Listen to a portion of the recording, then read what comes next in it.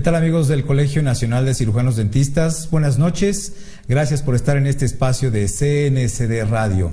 Y esta noche, en combinación con la Academia Mexicana de Endodoncia, tenemos el placer de tener con nosotros a la doctora Laura Baires. Es un honor, es un gusto el que en la primera conferencia que tenemos Academia con Colegio Nacional de Cirujanos Dentistas esté la doctora con nosotros. Independientemente de que me jacte de ser amigo de la doctora, les voy a dar a conocer el currículum de la doctora, porque la verdad es que estamos de manteles largos esta noche con ella aquí.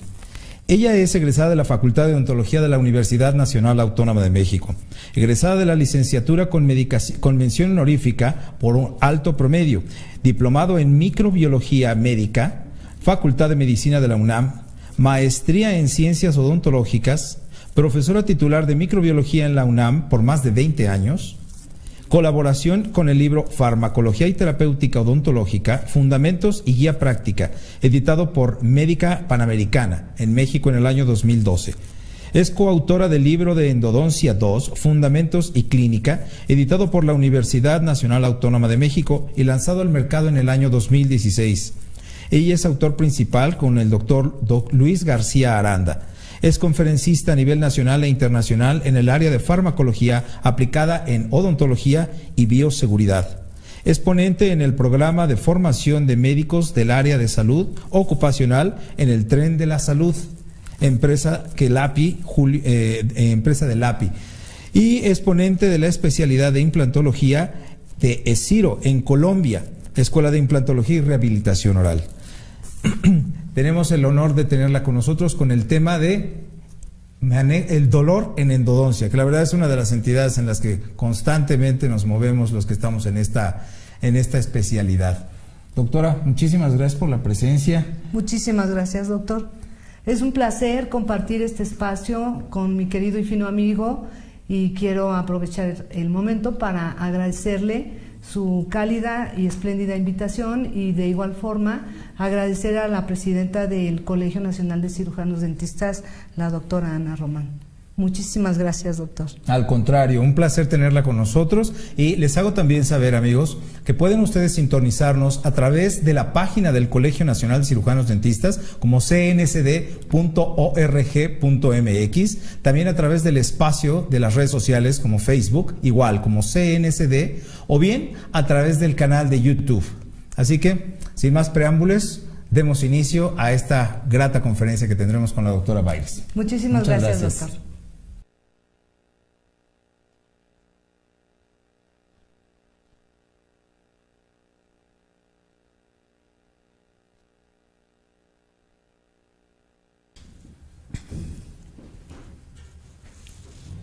Estimado auditorio, muchísimas gracias por el tiempo que hayan hecho y espacio en su agenda. Vamos a abordar un tema que estarán ustedes de acuerdo conmigo, es realmente complejo. El manejo y el abordaje del dolor en el área de endodoncia y estarán de acuerdo con que no solo en esta especialidad, sino de igual forma en todas las áreas de conocimiento de nuestra profesión, a lo que nos vamos a enfrentar de manera irremediable va a ser con cuadros de dolor. Y pues si no tienen inconveniente iniciaremos el tema. Primeramente quisiera citar esta hermosísima frase del doctor Hipócrates, en la que hace miles de años comentaba él que quitar el dolor es literalmente obra divina. Quien quita el dolor tiene consigo al paciente y puede tener un mejor manejo clínico del caso, puesto que la primera barrera, que es liberar al paciente de su sufrimiento, ha sido vencida. Quiero presentarles a uno de los autores más representativos en el área del conocimiento del dolor. Quizás sea parte del área médica, pero yo creo que los cirujanos dentistas tenemos el compromiso de involucrarnos también con esa parte para comprender mejor el manejo clínico de este evento. Esta figura importantísima en el área del dolor, el doctor John Bonica, nació en 1917 en Sicilia, Italia, y si ustedes estarán de acuerdo conmigo, los sicilianos, los italianos, en aquellas épocas una de sus prioridades y sueños principales era abordar un avión o un barco para irse a Estados Unidos. De ahí la Cosa Nostra y la mafia y todo este mundo tremendo de los italianos en Estados Unidos. Pero John Bonica, a pesar de que emigró con toda su familia a Estados Unidos, no fue precisamente para involucrarse en la mafia. Realmente él es el pionero en el conocimiento del dolor, y como pueden ver, en 1932 su padre muere cuando él aún era un adolescente y se tuvo que enfrentar a mantener de manera económica a toda su familia. Así que fue absolutamente miles de cosas. John Bonica fue ilustrador de zapatos, fue vendedor de periódicos, y de manera curiosa se involucra en el mundo de la lucha, del box, estando en la high school, en la preparatoria. Para 1941 gana el Campeonato Mundial de Peso Completo, y vean esta cosa excepcional. Para 1942, John Bonica se gradúa como médico en la Escuela de Medicina de Wisconsin. Si observan la información, llevaba una vida doble. Era luchador por las noches, inclusive llegó a trabajar en circos, haciendo números relacionados con fuerza y energía física, y por las mañanas estudiaba medicina. Nunca se permitió mezclar ambos mundos. Él inclusive tenía alias, tenía sobrenombres, pero pensaba él que era una contradicción que por algún tiempo en el horario del día le infligiera dolor a alguien y que por otro tratara de curarlo. ¿Qué sucedió con John Bonica más adelante? Concluye la residencia en anestesiología en el Centro Médico de Manhattan. Y aquí se da cuenta de que un reto importante en el área médica pues era el manejo precisamente del dolor. Y a los 27 años lo llaman para manejar el dolor en el Madigan's Medical Center. Este es uno de los hospitales más grandes de los Estados Unidos. En esa época contaba con 7,700 camas, y eran los tiempos más o menos de la Segunda Guerra Mundial, del día D, y él se enfrentaba a soldados de guerra que habían sido heridos y que eran amputados de brazos o piernas, y le llamaba muchísimo la atención ver que a pesar de que no tenían dichos miembros, el paciente refería a un dolor en ese órgano fantasma. Entonces se dedica a recopilar toda la información que había en esa época sobre dolor, y él es considerado el escritor de la Biblia del dolor. Esta es una de sus frases más célebres, en donde él expresa que el dolor es la experiencia humana más compleja que se pueda vivir. Esta es la obra del doctor John Bonica. El manejo del dolor sería magnífico, es un parteaguas, un punto de referencia importante, y es la recopilación que él hizo sobre todo el conocimiento que había en ese momento del dolor. Es impresionante. Para hacer esta obra él leyó aproximadamente 14,000 páginas, y se dio cuenta de que en esas 14,000 páginas la palabra dolor solamente había sido escrita 17 veces. Entonces concluyó que no había nada asentado en esta área, que era un área desierta y que se requería de muchísima investigación. Él aportó la anestesia epidural en mujeres embarazadas y dejó sentada la obra para consulta, obviamente no nada más del área médica, sino también del área de las áreas afines.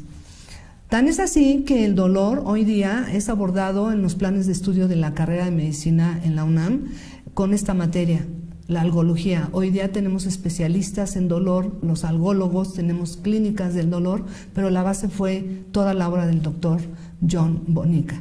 ¿Qué es el dolor? Bueno, definirlo, como lo dijo el doctor Bonica, es algo muy complejo, pero la Asociación Internacional para el Estudio del Dolor dice que es una experiencia sensorial y emocional desagradable que ocurre como respuesta a un daño potencial o real. hablaríamos muchos puntos del dolor. Una importante hoy día es que cuando asistimos al médico nos toman los signos vitales, que son la frecuencia respiratoria, la frecuencia cardíaca, la tensión arterial y la temperatura. Pero hoy día el dolor es considerado la quinta constante, el quinto signo vital, y en consecuencia debe de ser evaluado y debe de ser considerado como parte de todo el esquema de diagnóstico. Vamos a hablar de un tema realmente complejo, esperemos que sea lo más amigable y ligero para que ustedes puedan seguirme de la mano. Este asunto es la fisiopatología del dolor y vamos a revisar qué es lo que sucede en un tejido cuando hay lesión. Como estamos dentro del terreno de la endodoncia, no puedo evitarme el placer de citar esta obra magnífica, espléndida, que es un clásico en el área de endodoncia, Las vías de la pulpa del Dr. Cohen, y en su capítulo de analgésicos en endodoncia cita textualmente las siguientes palabras. El Dr. Cohen dice que al diagnosticar y tratar una odontalgia, el clínico trata los 3 niveles del sistema del dolor. ¿Cuáles son estos 3 niveles, doctores? Pues son la detección, el procesamiento y la percepción del dolor. El doctor Cohen dice también que si todos los clínicos estamos capacitados en esta área de conocimiento, obviamente seremos capaces de aplicar las medidas terapéuticas idóneas. Por lo tanto, sí sería importante abordar toda esta parte de la fisiopatología del dolor y vamos a iniciar hablando un poco de los tejidos.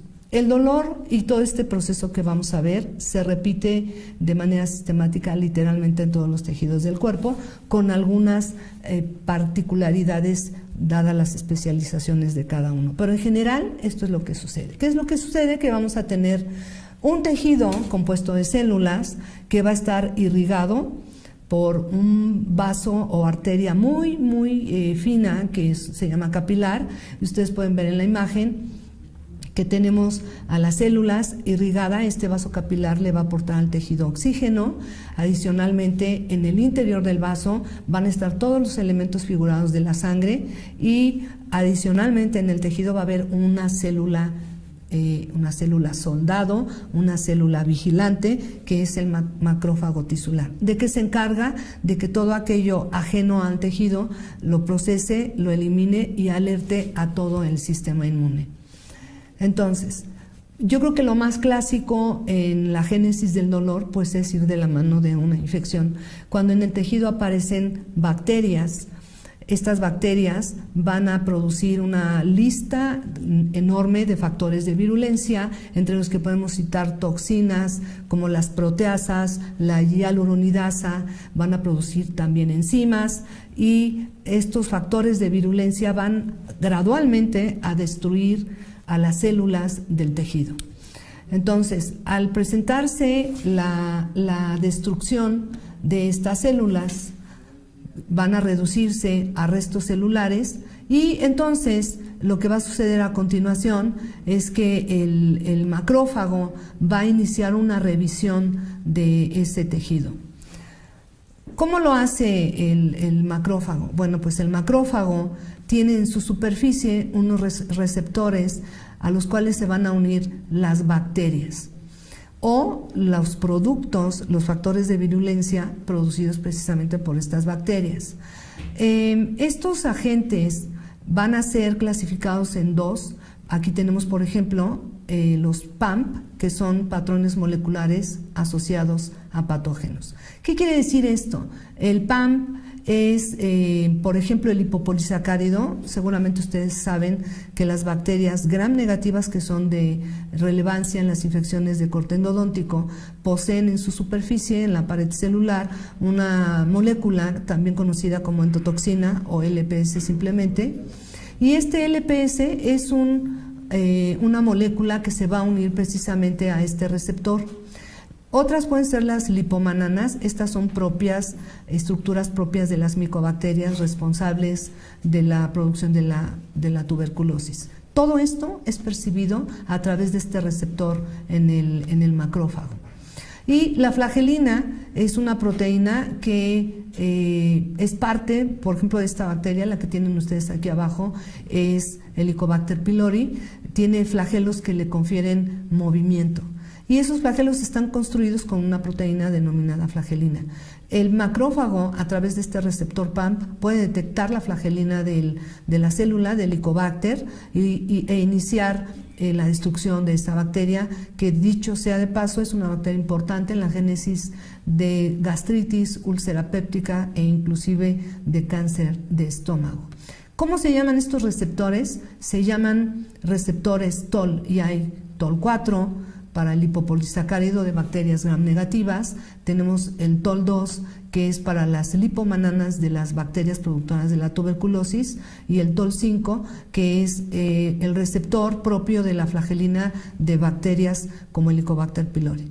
Hay otros patrones, como pueden ustedes observar en la tabla inferior, tenemos el patrón molecular asociado a daño.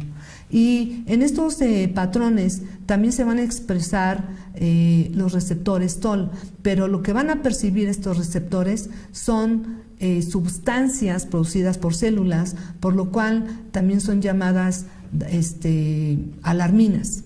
Una de ellas es la proteína de choque térmico, que se une al receptor TOL4, y cuando nuestras células tisulares, que conforman el tejido, mueren, pues pueden liberar primero, en primera instancia, su material genético, el ADN, lo pueden liberar al citosol, y eso es detectado por un receptor de macrófago TOL9, pero si más allá la célula fue lisada, fue destruida por completa, entonces el ADN no solo va a quedar en el citosol de la misma célula, sino va a pasar a espacios extracelulares, y eso lo puede registrar nuevamente un receptor de macrófago tipo TOL5, y de igual forma las prostaglandinas, que son un grupo de sustancias mediadoras importantes de la inflamación, que también se van a unir a receptores EP del macrófago. Todas estas, las tres primeras, son celulares, parte de una célula, pero la prostaglandina pues van a alertar al macrófago en conjunto. ¿Cómo lo alertan? Pues el macrófago expresa dichos receptores, los receptores TOL, y entonces va a fagocitar a las bacterias. ¿Qué sucede después de esta fagocitosis? Y que recordemos que este fenómeno es realizado a través de receptores TOL, como registra y une a bacterias, pues hablamos de patrones moleculares asociados a patógenos, pero también puede el macrófago expresar en su superficie un receptor de patrón DAM para unir células destruidas, y esto va a hacer que el macrófago inicie en la producción de eicosanoides junto con las células del tejido. ¿Cuáles son estos eicosanoides? Seguramente han escuchado el nombre. Son mediadores importantes de la inflamación, son las prostaglandinas, los leucotrienos, los tromboxanos, las lipoxinas, la serotonina, la bradicinina. En conjunto, de manera orquestada, van a empezar la producción de estos mediadores de la inflamación, y el resultado va a ser que se inicia todo el proceso inflamatorio, que obviamente conlleva dolor. Posteriormente hay una proteína en el macrófago que se llama factor nuclear kappa B, que va a aumentar su concentración en el citosol, en el citoplasma, y eso va a inducir a que el macrófago empiece la síntesis genética a través de la decodificación de genes de citocinas. ¿Cuáles son estas citocinas? Las más importantes, hay muchas más, pero de las más importantes en el proceso inflamatorio es el factor de necrosis tumoral y la interleucina 1. Ellas, ¿qué van a hacer? Van a activar a las células que aún están vivas en el tejido atacado, y también van a activar a las células del endotelio, a las células de la pared de los vasos. Y también el macrófago iniciará la producción de quimiosinas, que se abrevian, sus siglas son CXC, de las más importantes en este fenómeno inflamatorio. Tenemos a la 4 y 8. Entonces, pues las citocinas que se están produciendo en el tejido a través del factor de necrosis tumoral, dijimos que el fenómeno va a hacer que se sense el tejido. Una vez que el macrófago está registrando que hay daño en el tejido, se requiere saber cuántas células quedan viables en ese tejido. Entonces, esto se hace a través de las citocinas y de la activación del factor de necrosis tumoral. Una vez que él se une a su receptor, va a verificar el macrófago qué está pasando con las células. Pueden suceder dos alternativas: censar a sus células y ver que tienen suficiente ATP, que tienen pocas ROS, que son especies reactivas de oxígeno, como por ejemplo radicales libres, el ion superóxido. Si hay pocos, la célula va a tener poco riesgo de ser dañada. Y adicionalmente, el macrófago verifica que la mitocondria de las células que aún quedan vivas esté intacta, porque sabemos que este organelo es el responsable de la producción de energía dentro de las células. Si esto es así, entonces estamos hablando de que el macrófago sensa y determina que esta célula es una superviviente, que adicionalmente iniciará la producción de sustancias en su interior que van a colaborar para destruir al patógeno. ¿Cuáles son estas sustancias? Pues es la proteína del choque térmico, el factor inducible de hipoxia, la proteína mTOR, que está involucrada en el crecimiento y la proliferación celular. Entonces, hay dos opciones: que el macrófago detecte células supervivientes, viables, que pueden luchar aún en el proceso de guerra que se ha desatado con el patógeno. Pero la otra opción sería que la célula censada por el macrófago sí tenga suficiente ATP, si tiene energía, también tiene pocas ROS, pocos elementos reactivos de oxígeno, como habíamos dicho, el ion superóxido, los radicales libres, pero que su mitocondria ya sea permeable. ¿Qué quiere decir esto? Que la mitocondria perdió su integridad y que en consecuencia ya no tiene la capacidad de generarle energía a esa célula. Entonces la célula decide que pues definitivamente ya no puede seguir participando en esta guerra y se induce ella misma una muerte celular programada, que conocemos como apoptosis, y entonces la célula inicia la producción de las sustancias relacionadas con la muerte celular programada, como la caspasa 8, la proteína VAX, que lo que hace es producirle más agujeros a la mitocondria para concluir con la vida celular, y la proteína diablo. Entonces, puede suceder también que la célula definitivamente cuenta con energía suficiente, ya no tiene la mitocondria permeable, tiene muchos radicales libres, muchas ROS, y entonces esta célula ni siquiera puede programar su propia muerte, ni siquiera puede inducir apoptosis. Y estas células son las responsables entonces de que este tejido se convierta en un tejido necrótico. Es así como se pierde la completa vitalidad, y podemos decir que la diferencia entre esta célula y esta es que ella aún tiene la capacidad de morir para no perjudicar a las que aún quedan vivas, y que este fenómeno no es controlable.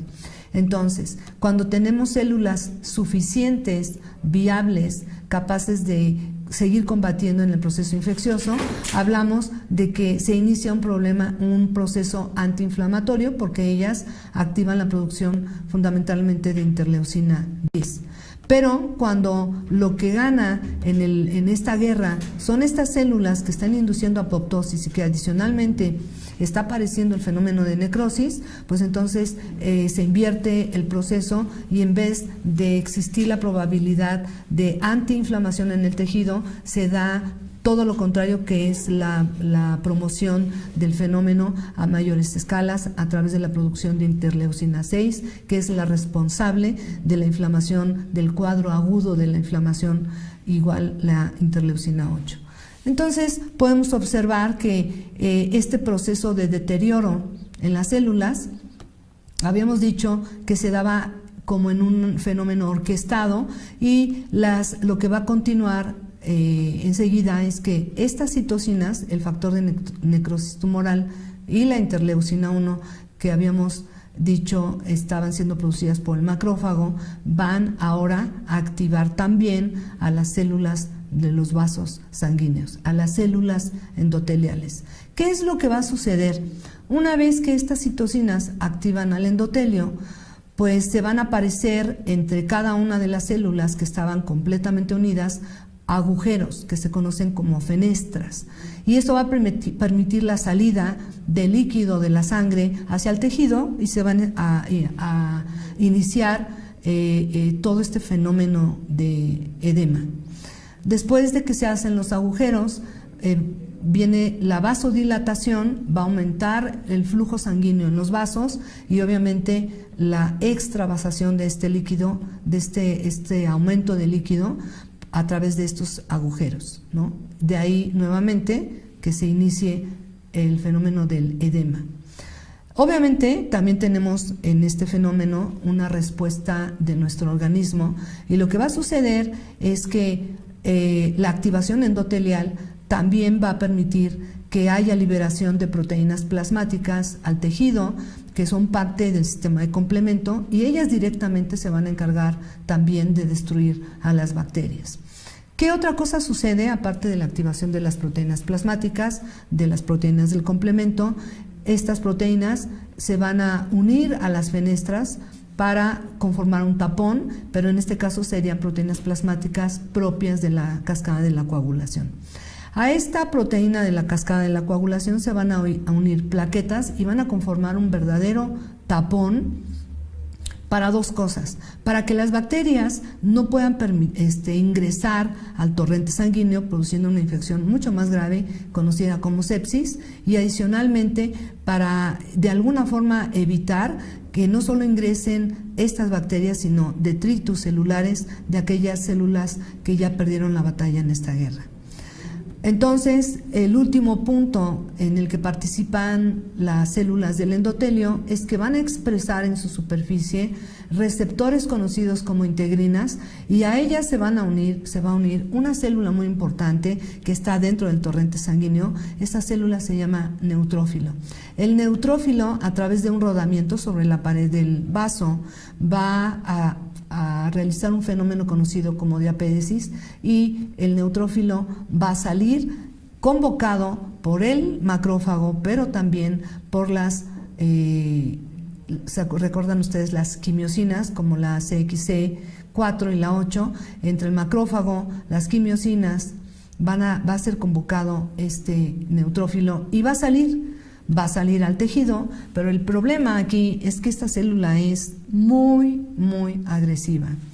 Sí, fue convocada para participar, para colaborar entre él y el macrófago, para eliminar a las bacterias, para eliminar a las células, y lo hace a través de la producción de varias sustancias. Unas son los iones hidrógeno, otras son enzimas como las proteasas, y también la producción de radicales libres. Entonces este macrófago es verdaderamente terrible, inicia la destrucción de todo lo que se encuentra, se destruye bacterias, destruye células, y esa es la factura, el costo del proceso inflamatorio.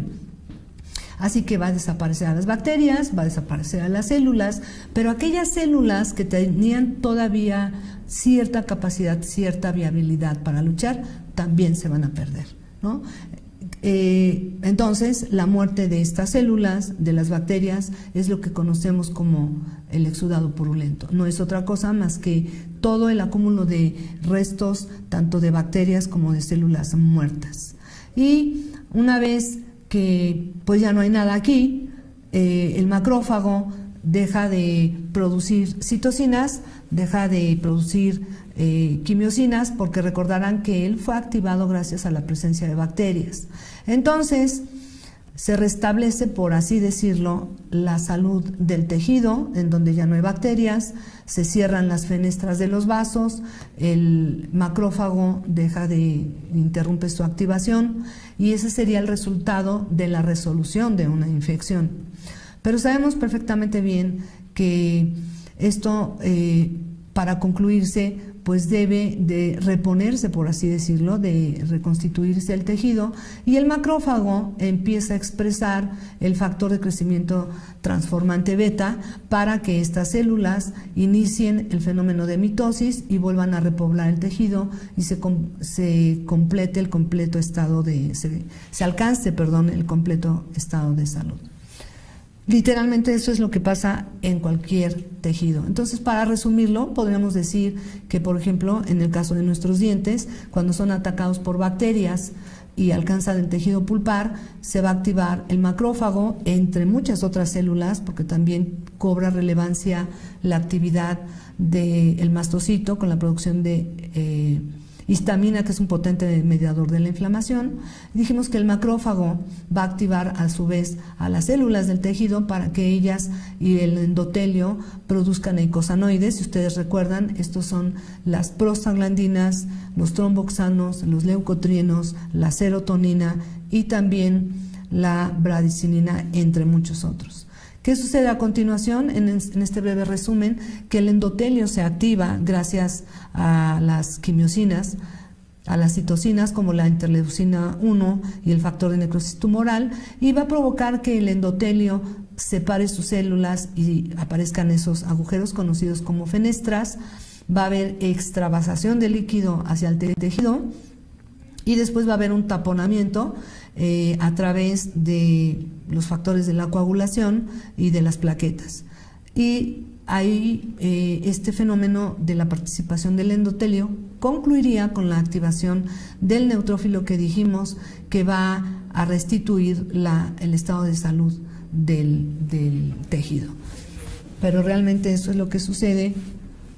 Pues no sucede en todos los pacientes ni en todos los casos. No podemos este fenómeno hacerlo universal, porque sabemos que esto se va a dar siempre y cuando el sistema inmune del paciente sea realmente competente. ¿Qué sucede cuando tenemos todo este proceso inflamatorio, este proceso infeccioso en la carrera en odontología y tomamos la decisión de prescribir un AINE o un antibiótico y resulta que pues en el expediente clínico nuestro paciente nos reporta que está enfermo de, por ejemplo, diabetes, es cardiópata, lupus eritematoso? Cuando hay una enfermedad sistémica, obviamente el sistema inmune del paciente no va a estar en condiciones de poder responder adecuadamente, y nuestro tratamiento, en este caso el tratamiento de conductos, el quirúrgico, cual sea el tratamiento, no será suficiente para resolverlo, pero mucho menos será suficiente o será idóneo prescribir medicamentos, porque los medicamentos, les comento, no van a resolver ni el dolor ni la infección. Lo resuelve al final del día el sistema inmune del paciente, así que se vuelve completamente vital hacer una anamnesis importante, profunda del estado de salud de nuestro paciente para saber si el tratamiento odontológico va a ser del todo acertado. Hasta aquí podríamos ver que este es de manera muy rápida cómo se inflama un tejido y cómo se repara por sí solo a través de la respuesta inmune y con la participación de nuestro tratamiento dental.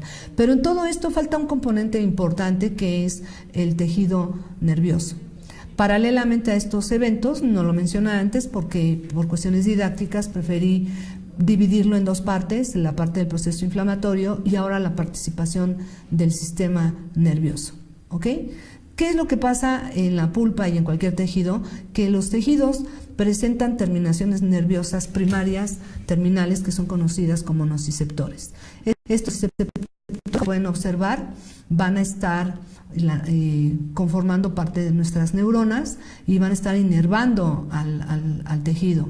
Y las terminaciones presentan receptores de superficie. Estos receptores de superficie son los que determinan el potencial de membrana de la neurona. Normalmente podemos ver que cuando se encuentra en una unidad de medida que se llama milivoltio, a menos 50 milivoltios, y el receptor entra en contacto con daño, por ejemplo, por presión, por temperatura elevada o por un pH bajo, Eso lo percibe la terminación nerviosa y va a cambiar su excitabilidad, su potencial, y de menos 50 milivoltios va entonces a registrar un cambio en la corriente eléctrica, se va a ir a menos 30 milivoltios, y esto se da porque al registrar este daño, la terminación nerviosa, hay una gran cantidad de entrada a este receptor de iones sodio que son de carga positiva, y eso va a hacer que haya un potencial de membrana y un cambio en la corriente eléctrica de nuestra neurona. Esto va a hacer que se transmita el impulso nervioso desde la terminal a través del todo el cuerpo o soma de la neurona y el axón, y va a llegar a la sinapsis para pasar el mensaje a la siguiente neurona, y a través de este cableado de estas terminaciones nerviosas, el impulso, el daño va a ser registrado por nuestro cerebro. Es un fenómeno muy complejo, pero podemos decir que el cuerpo de la neurona, su membrana citoplasmática, posee ciertos canales, canales o proteínas, canales de naturaleza proteica, que están ubicados en la periferia de la neurona, en su membrana citoplásmica, y que cuando viene ese daño, sea por presión, por la toxina de una bacteria, entonces los canales se abren y van a permitir la entrada de muchísimos iones sodio. Dice la literatura que en estos canales de sodio entran aproximadamente 7,000 iones de sodio por milisegundo. No sé si ustedes lo sepan, pero precisamente estos canales de sodio dependientes de voltaje son los blancos de los anestésicos locales. Cuando anestesiamos a un paciente, lo que sucede es que el anestésico se va a colocar en el receptor del canal de sodio y va a bloquear precisamente todo este fenómeno del que hablábamos, de la conducción del impulso nervioso hasta la corteza cerebral. Entonces ustedes pueden ver que la neurona en estado de reposo se encuentra a menos 90 milivoltios, pero cuando viene este cambio conformacional y entra en potencial de membrana, va a ver cambios en la corriente, en la capacidad eléctrica del canal de sodio, y de menos 90 puede ir a menos 10, a más 10, luego ir descendiendo gradualmente a menos 40, a menos 70 milivoltios, hasta que alcanza el estado de reposo en menos 90.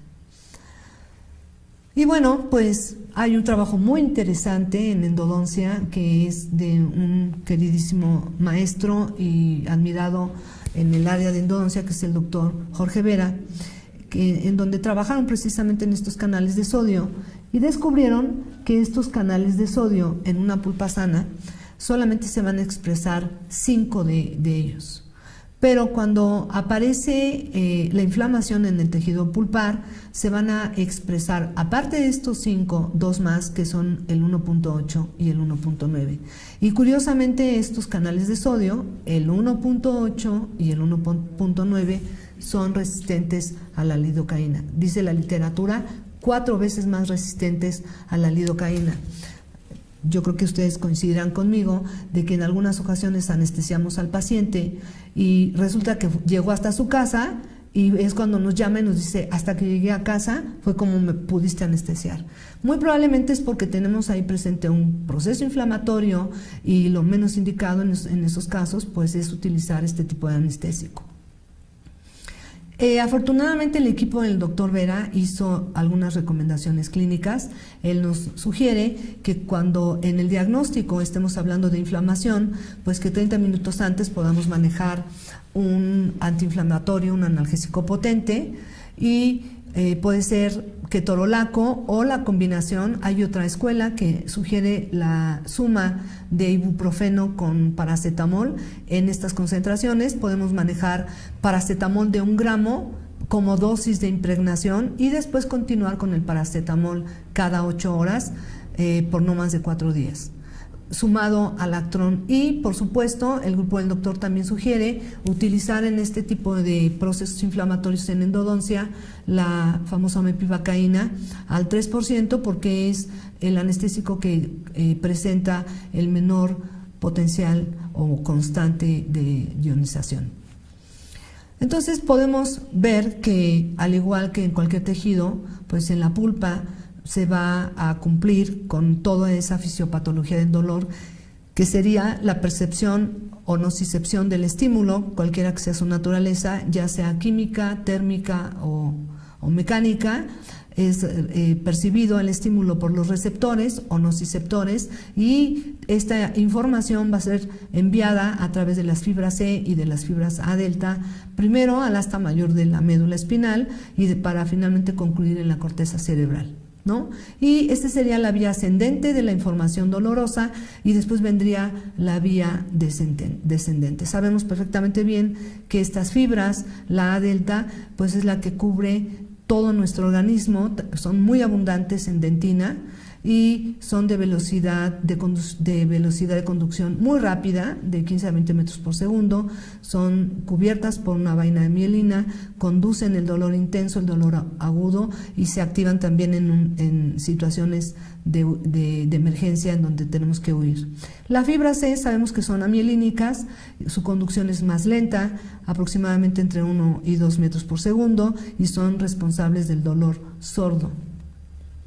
Esto es lo que se cumple en la fisiopatología del dolor. Igual que en los dientes, si el daño es, por ejemplo, un pinchazo en el dedo, pues sabemos que primero se va a registrar el estímulo a través de los nociceptores de la neurona aferente. Este mensaje, por ejemplo, en el caso si nos quemamos el dedo con fuego, este es un mensaje térmico, es un estímulo térmico.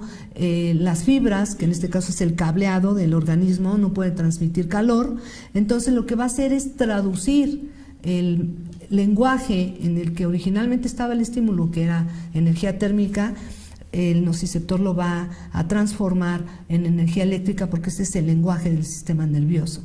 Entonces este fenómeno es conocido como transducción, y finalmente se va a transmitir, habíamos dicho, primero al asta mayor y después al bulbo raquídeo y finalmente a la corteza cerebral, para que se realice ahí la percepción. Entre cada uno de estos eventos existe la modulación, que es la producción. Es un fenómeno mucho más complejo, se da en la transmisión, en la transducción, en la percepción, a todo nivel, y hay entre factores importantes la producción de endorfinas para de alguna forma disminuir la dimensión del dolor.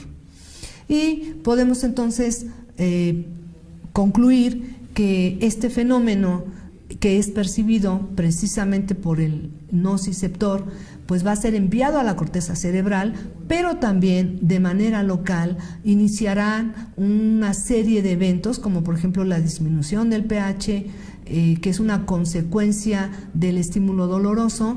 Esta disminución del pH en eventos en cascada va a producir también la liberación de calcio, y a continuación, ya con estos dos elementos, se va a iniciar la síntesis de prostaglandinas, tanto por parte de las células que son componentes del tejido, como de la propia neurona.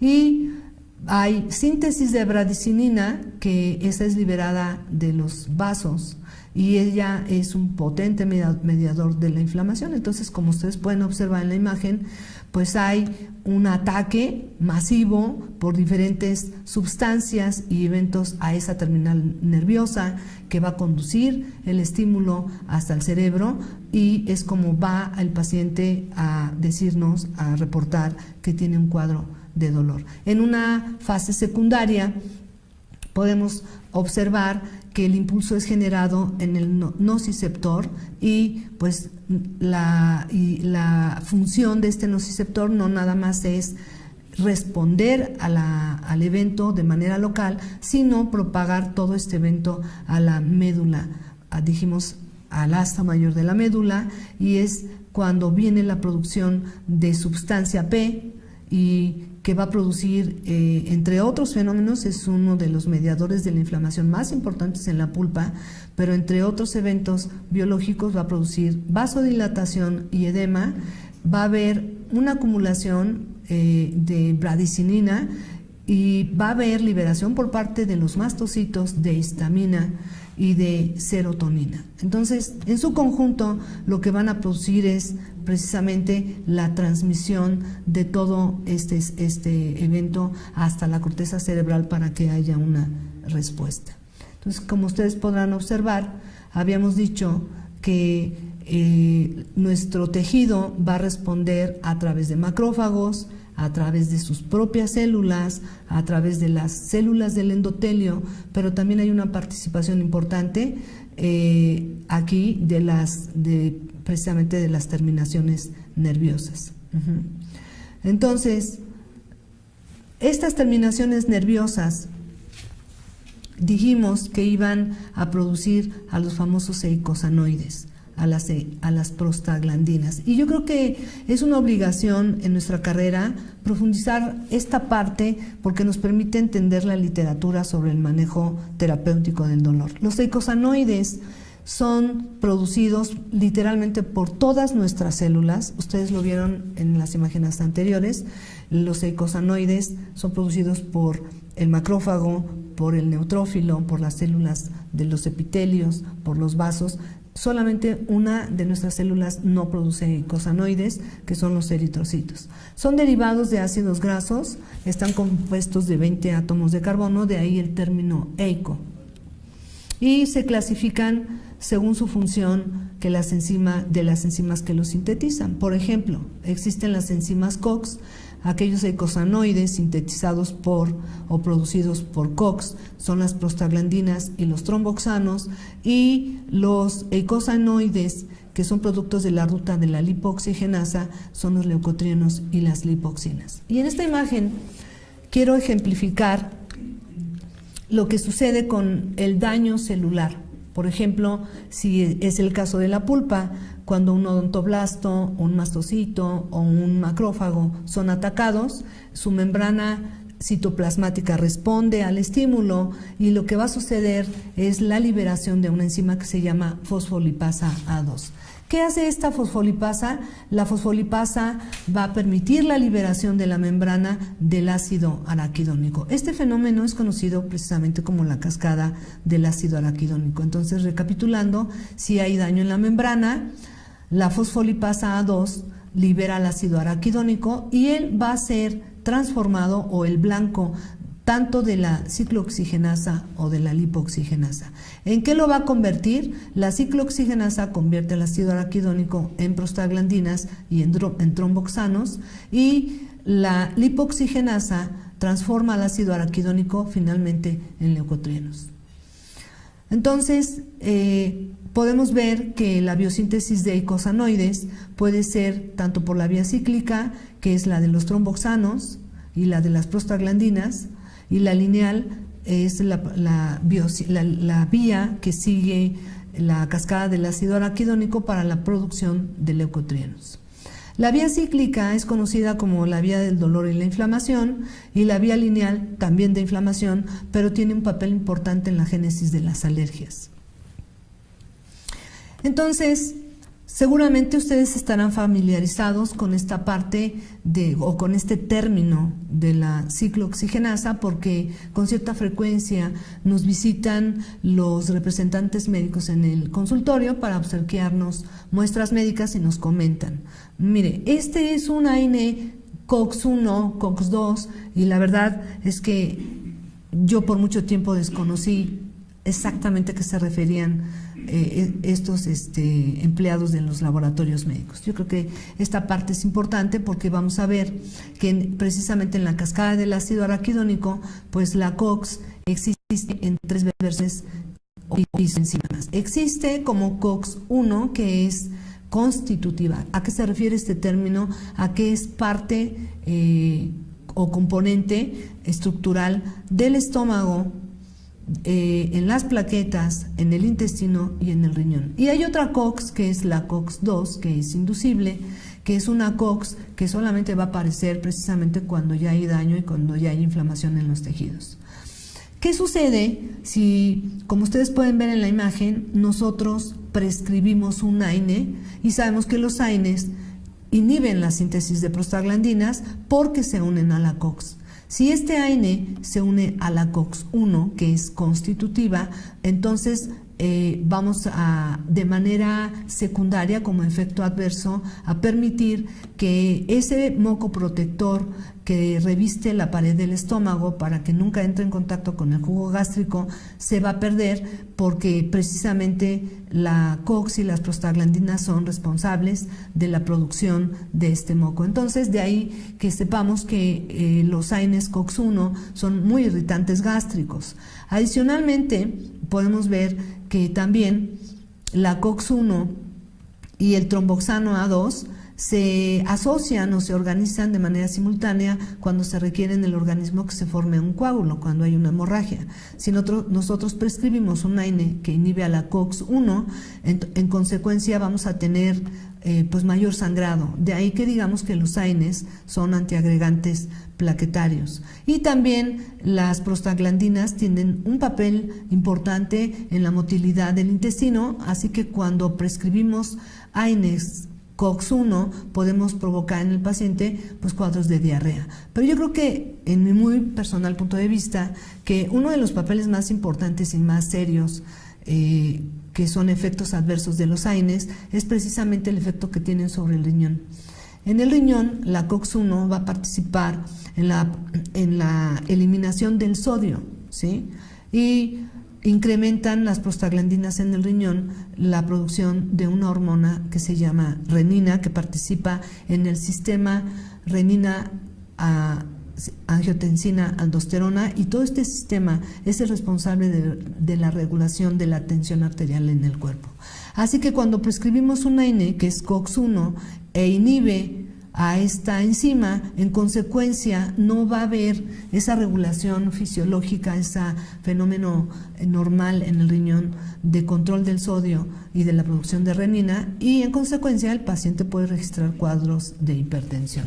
Entonces podrán ustedes ver que la prescripción de un AINE pues no es algo tan simple. Hay otros AINES que son COX-3. Habíamos dicho que la COX tiene 3 isoenzimas. Esta COX-3, digamos coloquialmente, que es de reciente descubrimiento, aunque ya tiene como 40 o 50 años en el acervo bibliográfico de la investigación, es una COX también constitutiva, se sintetiza a partir del gen que codifica la COX-1 y es constitutiva en el corazón, en el hipotálamo y también en neuronas periféricas. Uno de los medicamentos que utiliza como blanco a la COX-3 es el paracetamol. De ahí que digamos que cuando tenemos pacientes de alto riesgo, cardiópatas, diabéticos, pues tendemos a prescribir con cierta seguridad al paracetamol porque no va a tener mayores efectos adversos sobre los órganos de los cuales acabamos de hablar. Entonces, ¿qué es lo que manejamos en odontología para controlar el dolor? Pues para controlar dolor tenemos a los AINES, que ya vimos que inhiben la síntesis de prostaglandinas, pero también podemos manejar a los opioides, tenemos a los anestésicos, a los adyuvantes como los anticonvulsivos, los antihistamínicos, y tenemos también a los glucocorticoides. Sería interminable nuestra charla si quisiéramos abordar todos y cada uno de estos grupos, pero yo me permití en esta charla presentarles un breve resumen de algunos de los medicamentos ideales para manejar dolor agudo en endodoncia. Recordemos que los AINES son medicamentos que tienen efecto analgésico, tienen efecto antiinflamatorio, antipirético, antirreumático y son antiagregantes plaquetarios como la aspirina, pero que también son irritantes gástricos y que su mecanismo de acción, precisamente habíamos comentado, es inhibir la síntesis de proteínas a través de la unión de las enzimas ciclooxigenasas. Les quiero comentar que los AINES pueden tener en su gama o espectro de efectos, pueden ser más analgésicos que antiinflamatorios. Ustedes pueden ver que el término AINE es antiinflamatorio, no es. Todos van a ser antiinflamatorios, pero algunos con mayor efecto analgésico. ¿Cuáles son los de mayor efecto analgésico? Tenemos al grupo de los indanos, uno muy utilizado en odontología, que es el ketorolaco, y otra que está dentro de ese mismo grupo es la indometacina. No sé, probablemente por cuestiones de mercadotecnia, el que más se utiliza es el ketorolaco, pero también tenemos en este grupo la indometacina. Otro potente analgésico, poco utilizado en la carrera y que ojalá reconsideren su empleo en clínica, es el metamizol, que adicionalmente es un COX-3 y que no produce los mismos eventos gastrolesivos de los COX-1, ni aumenta la presión arterial. Claro está que como medicamento tiene otra gama de efectos adversos. El paracetamol también tiene efecto analgésico, es COX-3 y el famoso clonixinato de lisina, que su mecanismo de acción consiste en inhibir la síntesis de bradicinina. Y el diclofenaco, aunque también tiene efecto antiinflamatorio, digamos que es una especie de comodín porque lo podemos utilizar tanto para atacar dolor como inflamación. Pero si lo que me interesa es la parte inflamatoria de un evento clínico, como por ejemplo cuando una restauración queda alta o cuando realizamos el trabajo biomecánico del tratamiento de conductos, a veces el paciente en una cita posterior o al otro día nos reporta que no puede ocluir porque tiene un fuerte dolor y eso es eminentemente inflamatorio. Ahí lo que podemos utilizar son los derivados del ácido propiónico, como por ejemplo los clásicos, que es el naproxeno, el ketoprofeno, el ibuprofeno. Y les pongo en rojo que es el oxoprofeno, porque aunque tiene efecto potente antiinflamatorio, es un COX-2, lesiona menos los órganos en donde la COX-1 es constitutiva. Habíamos dicho el estómago, el riñón, el intestino, y sí permite la agregación plaquetaria. Otro es el dexketoprofeno, y si lo que me interesa del AINE, más que su efecto analgésico o el antiinflamatorio, es emplearlo como relajante muscular, como por ejemplo en trismus, ahí tendríamos que ocupar otro AINE, no los anteriores, que tienen mejor efecto sobre este evento biológico. Es el grupo de los oxicanos, tenemos el piroxicam, el tenoxicam, ambos no selectivos, o sea, atacan tanto COX-1 como COX-2, pueden ser muy irritantes gástricos, y en este grupo tenemos uno que es COX-2, es el meloxicam, y que pues no irrita de la misma manera la mucosa gástrica. Si el efecto del AINE que me interesa es el antiespasmódico, pues tenemos ahí, por ejemplo, el clonixinato de lisina con pargeberina o el metamizol, que adicionalmente es, aparte de ser antiespasmódico, habíamos comentado que es un COX-3. O el efecto que nos importa del AINE es el antipirético, ¿no? Sabemos que por excelencia los antipiréticos pueden ser el ácido acetilsalicílico, que dicho sea de paso no es recomendable su empleo en niños, ya no se emplea en niños porque puede producir síndrome de Reye, o podemos utilizar el metamizol como antipirético o el paracetamol, e inclusive hoy día se está empleando el diclofenaco como antipirético en el área de odontopediatría. Toda esta gama de efectos que tienen los AINES nos permite tener un panorama general de en dónde y en qué cuadro clínico se debe de emplear. Ahora bien, una parte fundamental en esto de los AINES es que recordemos que una vez que nos tomamos el medicamento puede llegar al estómago, absorberse ahí si es de naturaleza ácida o absorberse en el intestino si es de naturaleza alcalina. Cual sea que fuera el caso, la absorción consiste en que de este punto de administración, sea la oral, la tópica, la intradérmica, la que ustedes gusten, de ahí va a pasar al torrente sanguíneo.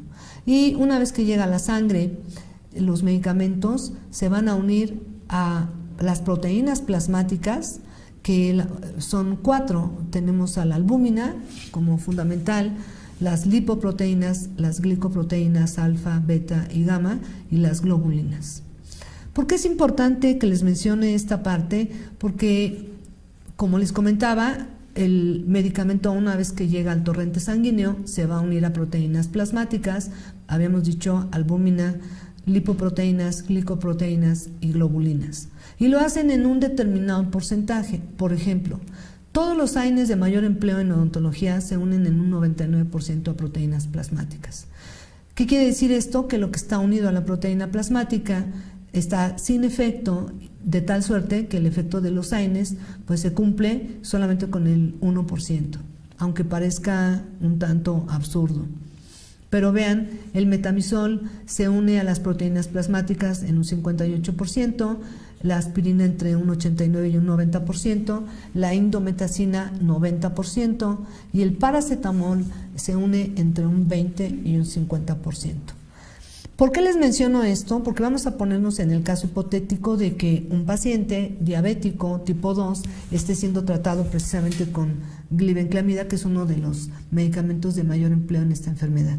Si ustedes observan, la glibenclamida se une 95% a la albúmina, y un paciente que está regularmente tomando su medicamento, resulta que si acude a la consulta dental y nosotros administramos alguno de estos medicamentos, lo que va a suceder ahí es que como es de mayor unión, va a desplazar este 95% al torrente sanguíneo, y como dijimos que su efecto hipoglucemiante solamente se efectúa con el restante, que es un 5%, al AINE desplazar este porcentaje, el resultado es que el paciente en sangre va a traer el 100% de la glibenclamida, y eso puede registrar o producir un shock hipoglucémico que podría ser de consecuencias fatales. Una recomendación amplia que les puedo hacer es que si el paciente tiene una polifarmacia prescrita por algún otro especialista, un cardiólogo, un diabetólogo, un internista, tenemos la obligación de asentarlo en el expediente clínico y estudiar todo este fenómeno de interacciones medicamentosas para que el paciente no vaya a correr algún riesgo. Se había dicho que el paracetamol era el de primera elección porque ustedes lo vieron, es de baja unión a proteínas plasmáticas, pero sí les quiero comentar que este medicamento dejó de ser tan seguro como se pensaba. No hay que exceder la dosis diaria por encima de 4 gramos porque es sumamente hepatotóxico. Y les quiero comentar que hay un artículo reciente publicado en 2015, en donde nos hablan de que a pesar de que es un fármaco muy viejo, este medicamento ha dejado de ser tan seguro como se pensaba. ¿Cuáles son las consecuencias que le atribuyen o los efectos adversos importantes ahora al paracetamol? Pues puede producir asma si la mujer embarazada es tratada con paracetamol.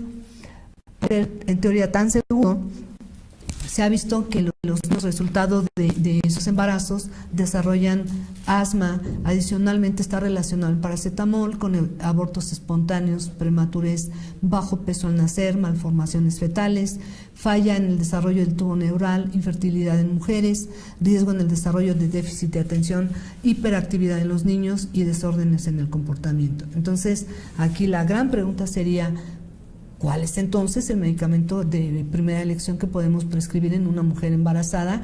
Si lo único que teníamos era el paracetamol, pues yo les diría ninguno. Pueden manejar esto. La recomendación de la publicación es que lo hagamos en dosis no mayores, en dosis terapéuticas, pero que no superen los 4 días y no por más de 4 semanas, porque es cuando se han registrado toda esta lista de eventos. Y para concluir nuestra reunión, sí quisiera yo comentarles que hay un grupo de medicamentos que poco se manejan en nuestra área, que son precisamente los opioides. Déjenme les cuento una anécdota. Recientemente me habló un gran amigo anestesiólogo, y habíamos dicho al principio de esta charla que si alguien sabe de dolor, pues son precisamente los anestesiólogos. Y me habló con un dolor dental, pero tremebundo. Y me dijo: ya me tomé, y ya me tomé, y ya me tomé tal cosa, y no puedo con esto. Me extrañó y le dije: oye, ¿maneja un opioide? Recuerden ustedes que los opioides son medicamentos que actúan a nivel central, dan una sensación de bienestar, tienen una acción analgésica menor, crean dependencias y se toma el gas.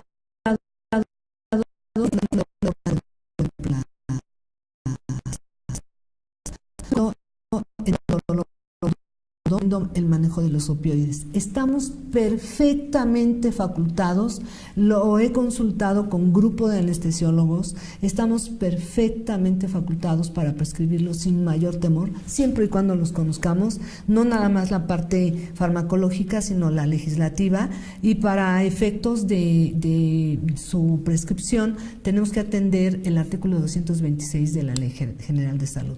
¿Cuál es el opioide de mayor recomendación en dolor intenso, severo, como por ejemplo una periodontitis apical aguda? Tenemos este grupo, tenemos el tramadol, que el tramadol realmente es un opioide débil, no es lo más recomendable en dolor agudo, pero sí podemos utilizar nalbufina y la buprenorfina. Cuando el dolor es insoportable, y lo dijo Hipócrates, quitar el dolor es obra divina. Podemos hacer uso de estos medicamentos, tenemos la obligación de quitarle el dolor al paciente, y la recomendación clínica es primaria es la nalbufina. Es un medicamento espectacular porque ustedes pueden observar que no produce depresión respiratoria, es un potente analgésico y adicionalmente sí deprime los reflejos, pero le va a quitar el dolor, tiene una latencia aproximada de unos 15 o 20 minutos. Estas son las dosis. Les recuerdo que según el artículo 226, este medicamento pertenece al grupo 2, lo cual quiere decir que cuando llegue el paciente a la farmacia le van a retener su receta. Y el último sería de los opioides, que este es espectacular, la buprenorfina. ¿Ya vieron la dosis? 0.2 de miligramo, y dice la farmacología que a menor dosis, mayor potencia. Son tabletas sublinguales. Obviamente estos medicamentos como efectos adversos de inicio producen cierta náusea y vómito, es momentáneo, y la latencia de este medicamento, dado que es sublingual y sigue la vía de la vena lingual, la maxilar interna, la yugular y el corazón, pues su latencia es aproximadamente de 8 a 12 minutos.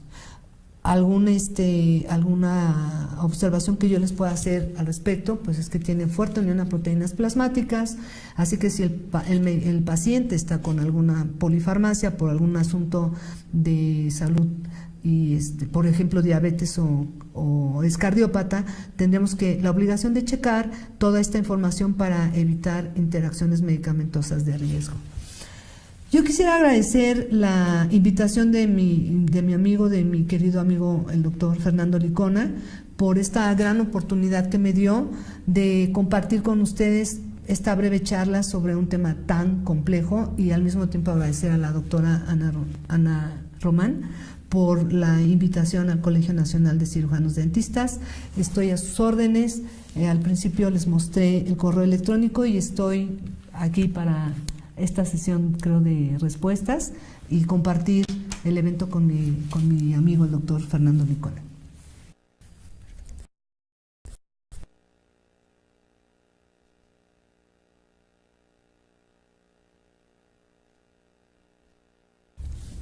Muy bien, pues hemos tenido una jornada corta pero sustanciosa, extraordinaria, porque la verdad es que algo que hay que hacer notar, gracias a el acervo cultural científico que tiene la doctora, hemos tenido una suscripción, y todavía íbamos apenas al minuto 46 de la conferencia, cuando ya teníamos más de 5,400 personas viéndonos a través de los diversos canales que anunciamos al principio.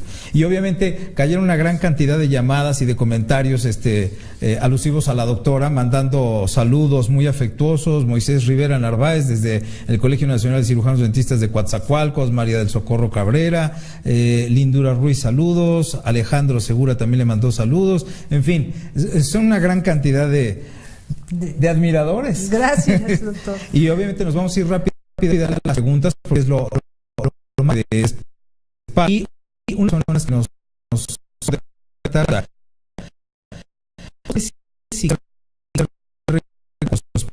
presentan inflamación aguda.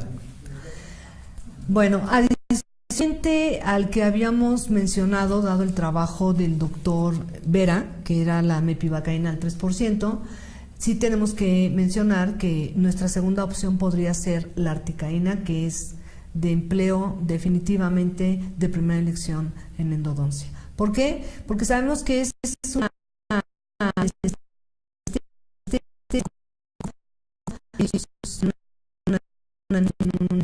aromático y eso le da mayor solubilidad.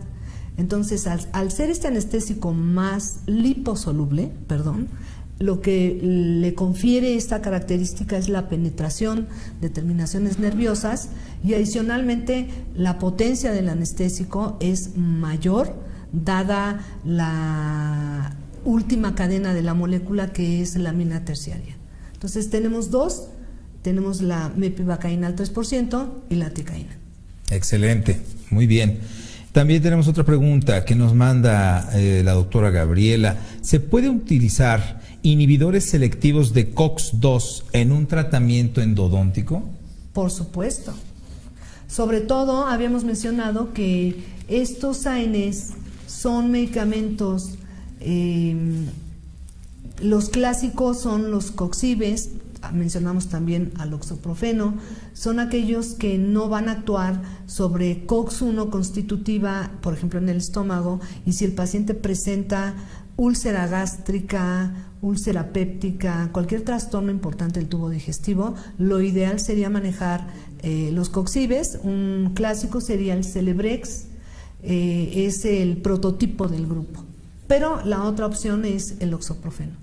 O en su defecto, si es por irritación gástrica que no quiero emplear el COX-2, puedo utilizar COX-3, que habíamos dicho paracetamol, metamizol, que está a 2 rayas de opioide, y adicionalmente recordar que los COX-2, los coxibes, no irritan el tubo gástrico, pero producen infartos y embolias. Ah, qué gray. Entonces pongamos todo en la balanza y concluyamos que la decisión va a depender precisamente de nuestra historia clínica. Claro, definitivamente que es una herramienta indispensable en todos los consultorios dentales antes de pensar en prescribirle algún medicamento al paciente. Algunas otras preguntas que nos dicen, ¿qué opioide es de elección en odontología? Lo importante que mencionó la doctora, porque la verdad es que desgraciadamente no estamos muy familiarizados con ellos y sabemos que es una herramienta extraordinaria y ya lo mencionó la doctora. Entonces, de primera elección en odontología, aparte de los que mencionó, ¿hay alguna otra alternativa? Pues tenemos solamente las 3 que mencioné por la seguridad que podemos manejar con ellos. El tramadol, que a pesar de que es un opioide débil, hay unas presentaciones en la industria farmacéutica en donde hacen una sinergia farmacológica entre tramadol y, por ejemplo, ketorolaco, o tramadol y paracetamol, y entonces, a pesar de que es un opioide débil, podemos potenciar su efecto a través de un AINE. Pero dependiendo de la intensidad de ese dolor, yo no sugeriría de primera instancia el tramadol, sino lo que habíamos visto al final como la nalbufina.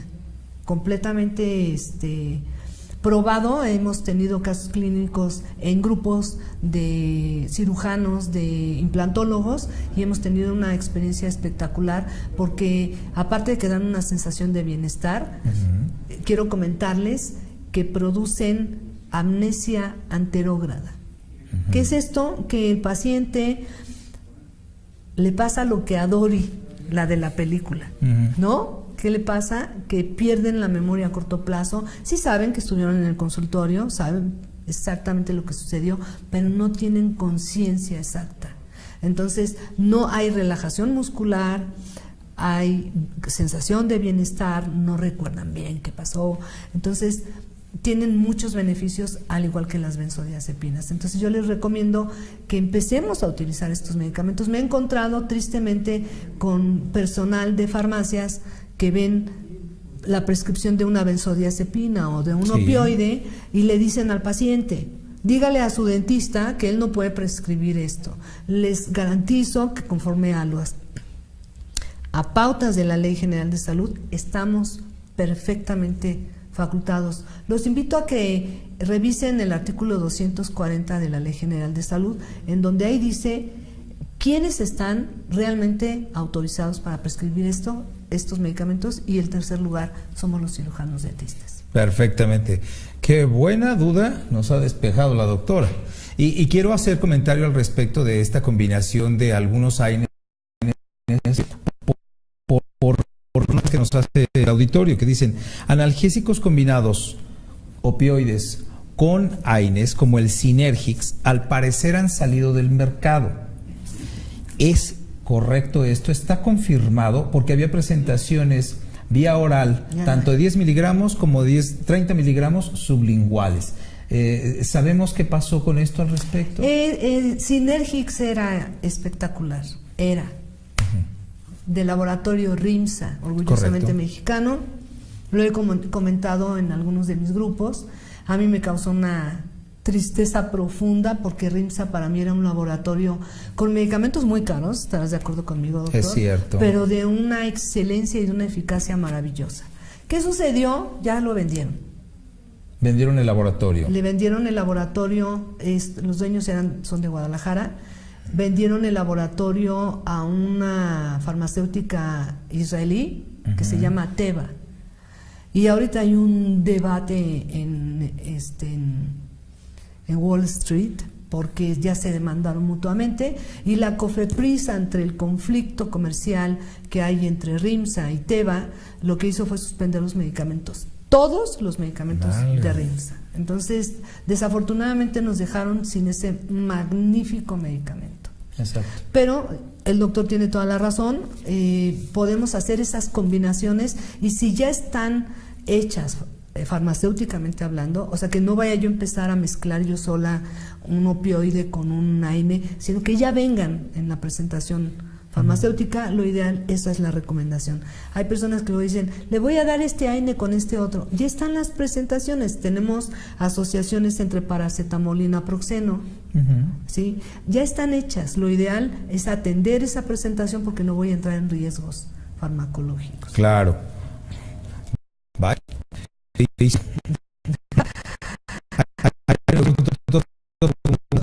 Con esta sesión tan interesante, no dan ganas de despedirse, de veras. Nos dicen que por razón el diclofenaco no entra en estos grupos. Clasificaciones de estos medicamentos hay infinidad, como en muchos aspectos de la medicina.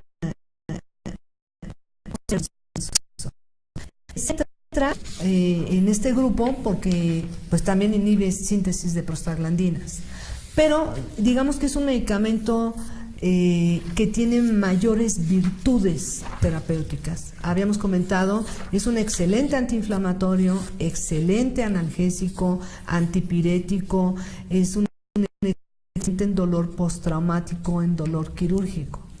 Entonces sí entra, dado que inhibe síntesis de prostaglandinas, pero a veces es estudiado aparte por esta variedad, este espectro de propiedades, y adicionalmente es un medicamento al cual, por ejemplo, en infantil, nunca nadie se ha puesto de acuerdo en cuál es su dosis, ¿no? La biblioteca Cochrane, que es un parteaguas importante en la publicación de información científica, ha hecho metaanálisis profundos y no se ponen de acuerdo en la dosis que se le debe de dar a un niño.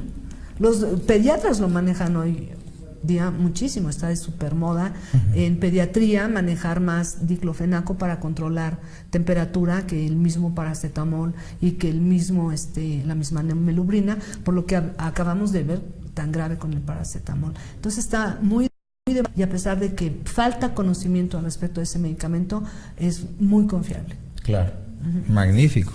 Bueno, y finalmente nos preguntan, en endodoncia, ¿cuál es el AINE de primera elección? Ajá. Cuando alguien sepa, me avisa. Excelente pregunta. Obviamente el manejo del dolor es una situación que día con día llega a todos los consultorios. Los pacientes sabemos siempre que van a recurrir con el dentista por dos instancias. Una es el dolor y la otra es una cuestión estética, pero lo que a los endodoncistas siempre nos mueve es saber controlar el dolor. Queremos agradecer infinitamente a la doctora Laura Baires el habernos honrado con su presencia esta noche para poder despejarnos muchas dudas o ampliarnos más para poder profundizar en estos conocimientos. Quiero también hacer notar algo. En la página hay un cintillo en el cual se registran para poder obtener un reconocimiento de horas crédito de estas conferencias. Al momento de que ustedes se registran en la página, y tienen reconocimiento de 8 horas crédito. El Colegio Nacional de Cirujanos Dentistas y la Academia Mexicana de Endodoncia les entrega físicamente un reconocimiento por esas horas crédito con validez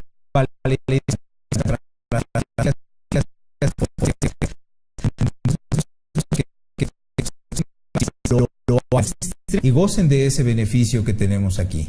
No me queda más que agradecerle el favor de su presencia a la doctora y entregarle este reconocimiento del Colegio Nacional de Cirujanos Dentistas, en donde por su participación en la conferencia virtual con el tema de dolor en endodoncia, en el Colegio Nacional de Cirujanos Dentistas en la Ciudad de México, febrero 27 de 2017.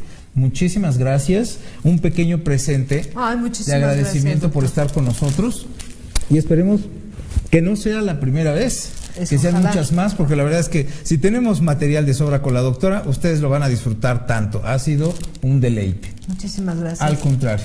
A todos por su tiempo de estar aquí con nosotros y como dice el doctor, ojalá la vida nos dé la oportunidad de volver a coincidir en este mundo maravilloso de la odontología. Muchas gracias. Sí. No, al contrario. Invitamos a la doctora para que nos acompañe a la pared en donde siempre las personalidades nos hacen el favor de estampar su firma. Así que por favor. Claro, con todo gusto.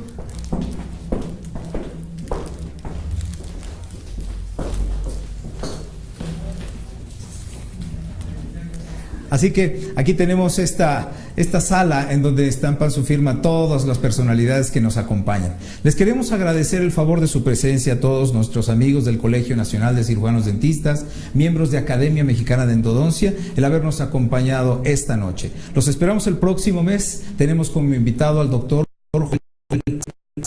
Él es muchas gracias.